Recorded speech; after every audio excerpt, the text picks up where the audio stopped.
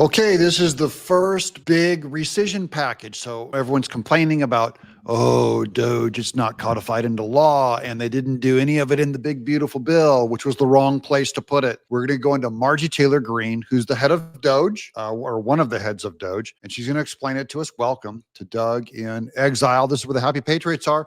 We bring you just the conservative truth only, no conspiracies, no hype. Here's Marjorie Taylor Greene over on Twitter with the first announcement. Then we'll go to the video of her actually proposing this stuff. It's happening. House to vote on defunding NPR and PBS after years of demanding an end to the use of your hard-earned tax dollars to fund left-wing propaganda. We're finally getting it done, thanks to President Trump's leadership and the relentless work of Doge and the Doge Committee. The first rescissions package is heading to the House, and it includes cuts to NPR and PBS. Public broadcasting has become nothing more than a mouthpiece for the Democrats' woke agenda. They lie about our president, smear conservatives, and publish radical gender ideology on our children, all while raking in taxpayer dollars from a nation that overwhelmingly rejects their propaganda. Say that's all true, that's all good, but she's calling out PBS specifically for the poisonous ideology that they promoted. It's one thing to have a national TV network, doesn't bother me that much.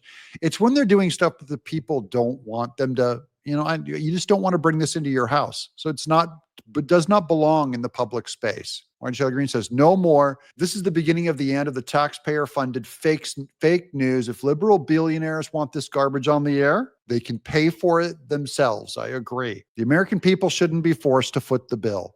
This is exactly why Doge and Doge Committee exists, to slash the waste, fraud, and abuse infecting the federal government. The vote to defund taxpayer-funded Democrat propaganda can't come soon enough. I'll be proud to vote yes. Here's Gunther Eagleman. Any GOP dissenters? Yes. Are there any yet? Probably Thomas Massey, for all I know. Okay, now here's Marjorie Taylor Greene on the floor articulating the argument. Let's go to this one. The United States is $36 trillion in debt. In fiscal year 2024, the government spent over $1.8 trillion more than it took in. And in fiscal year 2025, the interest on our debt is expected to exceed $1 trillion.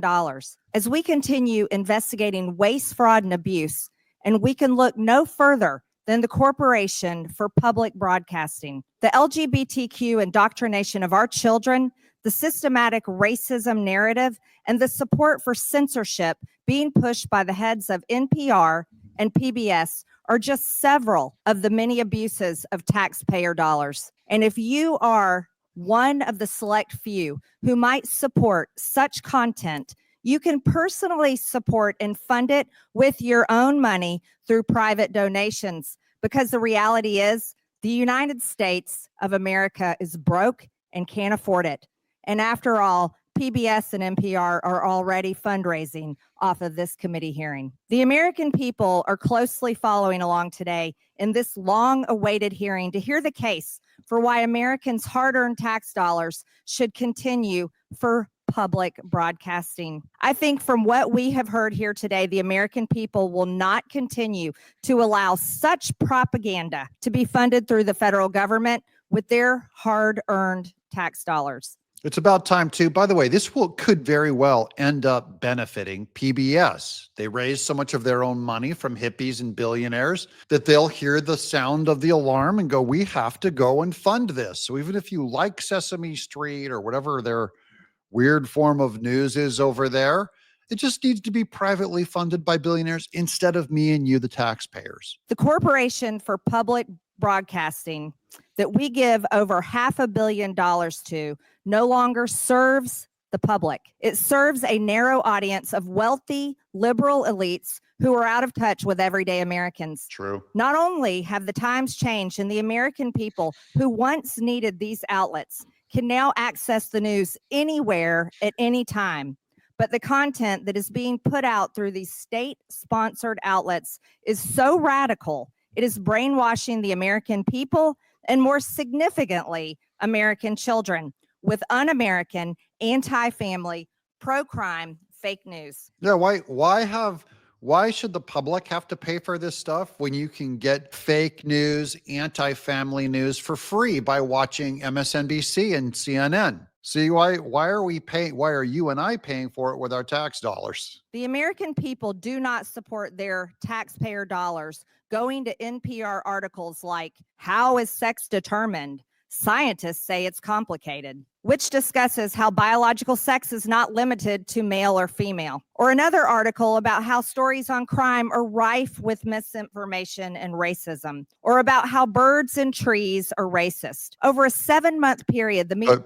But wait, birds and trees, they actually are racist. Media Research Center discovered the PBS NewsHour gave over 90% of the airtime to the left on gender ideology stories. 90%. And they've always done this, guys. I've been watching PBS my whole life, including Sesame Street and stuff. Anytime there's a story on science or on animals, it's all about evolution. When animals evolved 500 billion years ago, purely through natural processes without the hand of a creator whatsoever, they'll always finish the whole sentence on their propaganda. They'll say, when the globe started warming because of man-made, carbon emissions, and there's no other science, legit science on the subject, and then they'll do the gender ideology stuff. So it really is just all one side.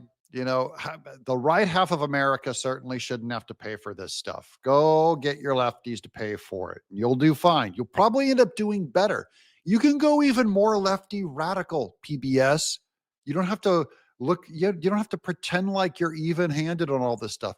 You can just go nuts like MSNBC. Mentioned earlier, PBS was the outlet that featured the child predator drag queen on the education show for kids ages 3 to 8 years old. And to clarify the record, because our witness, Ms. Kerger, lied under oath and said it wasn't featured on PBS, this show was aired on PBS. I'm going to spare you the rest of this awful video. But the biggest news is what she said at the very start, that they're actually going to put it in a bill. And we're going to find out if any Republicans vote against this bill, because now they can't say, oh, you're not really helping the American taxpayer and all that stuff. We're going to find out who's who. And this should get 100% Republican support. I'm looking forward to that. And we're going to do a follow-up on it and hopefully start getting some good news, because we need at least one of these bills to go through probably every other week. Needs to take Doge and have it be from just something that Elon Musk and Trump proposed through a presidential order, and make it the law, because the law stays forever until it's overturned. That's the only time that it's actually permanent and actually that Elon Musk's great work is actually working. We thank Marjorie Taylor Greene for her great work on this. I'm Doug in Exile.